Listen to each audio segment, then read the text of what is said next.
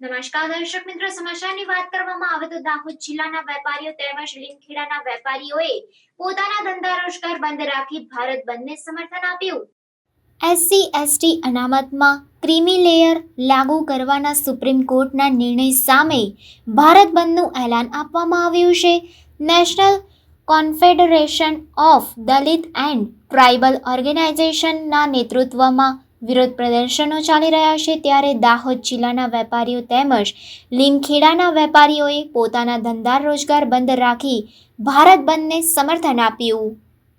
Supreme કોર્ટના રિઝર્વેશનના જે જજમેન્ટના વિરોધમાં આજે ભારત બંધનું એલાન કરવામાં આવ્યું હતું। એમાં લીમખેડા તાલુકામાં જે લીમખેડા શહેર છે એ વેપારી મંડળોએ અમારો સપોર્ટ કરી અને બજાર બંધ રાખ્યું। એ બદલ હું એમનો ખૂબ ખૂબ આભાર વ્યક્ત કરું છું। અને સાથે સાથે દાહોદ જિલ્લાના દરેક તાલુકાઓ પણ બંધ રહ્યા, એમાં વેપારી મંડળોએ અમને સપોર્ટ કર્યો, એ વતી એમનો પણ અમે ખૂબ ખૂબ આભાર વ્યક્ત કરીએ છીએ।